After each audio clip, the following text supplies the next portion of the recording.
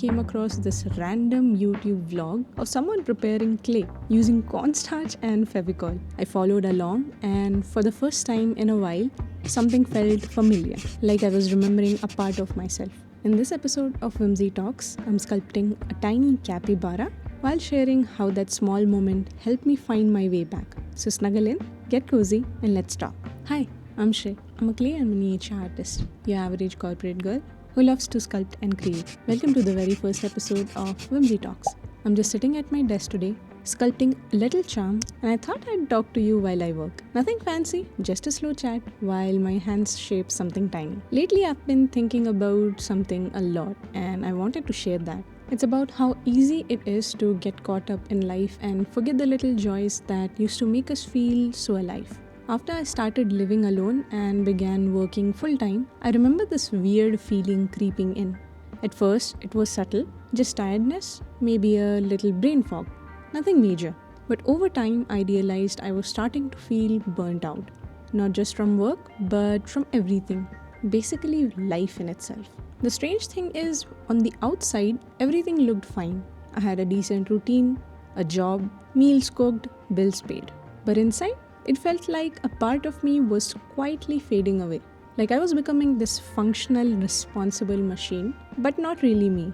Suddenly you're doing groceries, fixing things, answering emails, paying bills, and you realize, wait, where did all my time go? One evening when I came across this random YouTube vlog of someone preparing clay using cornstarch and Fevicol, that was enough to grab my attention. The moment I saw that video, I really wanted to try it out. I hadn't had this feeling in a long time. It was a very familiar feeling that I used to have as a kid all the time. As usual, my adult brain tried to shush me down. I instantly started thinking, but it's gonna take a lot of time. It's going to be messy, it's going to be a lot of work, and I have to go to work tomorrow. But for some reason, I really wanted to try it out. Maybe because I felt this familiarity. Because for once I wanted to try something out, not just because it is important or it's going to be productive or it's going to give me any result, but just because I wanted to. I used to be that art girl. I'm sure all you folks must have had one of those students in your classroom, or maybe you were that student. The one who stayed up late finishing a painting just because. The one who always made handmade gifts, cut paper stars, and painted rocks for fun. And somewhere along the way, maybe in the race to grow up or be practical, I forgot her. I didn't stop creating because I stopped loving it. I just buried it quietly, unconsciously. And the thing is, I don't even think we notice when it happens. It's like one day you're drawing in the back of your notebook in school, and the next you're spending weekends just catching up on laundry and rest.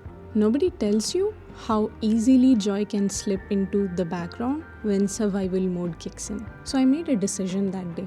I told myself, no matter how tired I feel after work, I'll carve out even a little bit of time to make something, even if it's just a doodle, or rolling a little ball of clay, or scribbling nonsense in my sketchbook. Just something instead of nothing.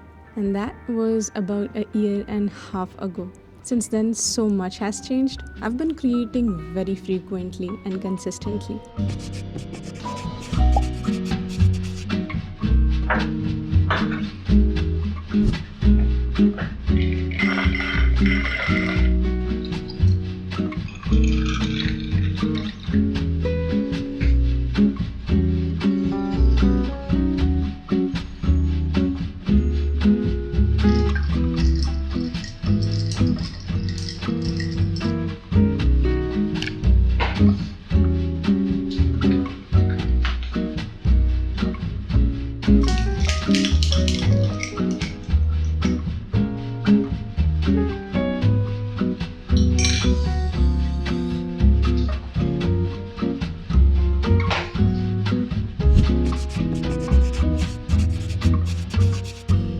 I won't pretend it fixed everything. I still get overwhelmed sometimes, still have stressful days, and still cry. But now, I have this one corner of my day that feels like mine.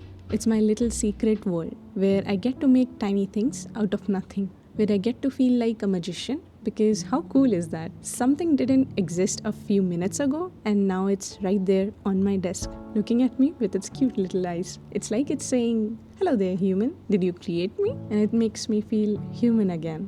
It's not even about being good at it. I think that's something we all have to unlearn. That everything we do has to be productive or perfect or shareable. Some of my favorite pieces, nobody's seen them. They just live in a drawer or sit on a shelf. And that's okay. Not everything we make has to be content. Some things can just be comfort. I also noticed how creating helped me regulate my emotions. If I've had a bad day, if I'm feeling anxious or lost, I'll just sit down and roll some clay. No plan, no pressure, just shapes and texture. There's something healing about it, like letting your hands speak when your mind is too tired. It taught me patience too. You can't really rush this thing. You shape it slowly, bit by bit. You make mistakes. You learn and then you try again. You learn to enjoy the process, not just the final result. I'm talking about this because there was a time when I started becoming way too overwhelmed with all this new creation because a part of me always wanted to post it. It wanted to shoot every single minute of my process and edit it and then put it out there for people to see. And whenever I didn't shoot anything, I felt like, am I even creating? But I'm glad I realized that it was a very dangerous thought and it might even lead to me losing myself once again. So I started to create a boundary. I learned to draw a line between creating for content and creating for myself. Whatever I put out there, whatever you see on Instagram or YouTube, it's just a part of my entire art process. Whenever I feel like switching on the camera, I do. And the other times, I just sculpt for myself. I think sometimes we forget that joy doesn't have to be loud. It doesn't have to be expensive or shared online to matter.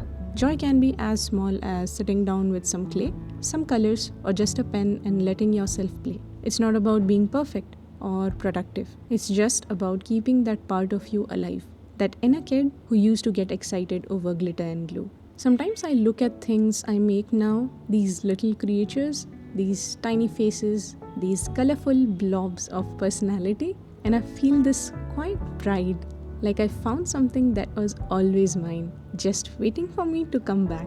And now it's part of my routine. After dinner, after the day's chaos, or even before I start my day. That is morning 5 maybe.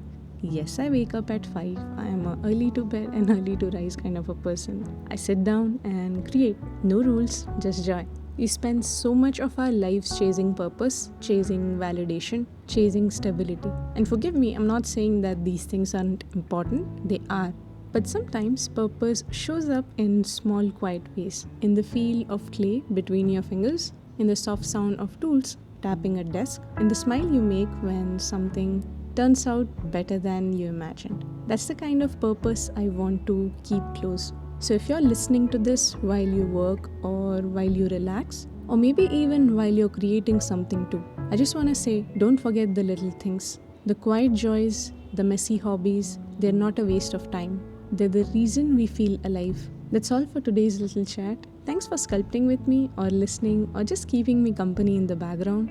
I'll be back soon with another such episode, another little charm, and more tiny thoughts from this quiet corner of my world. Till then, stay soft, stay curious, and keep creating, even just a little. Bye for now.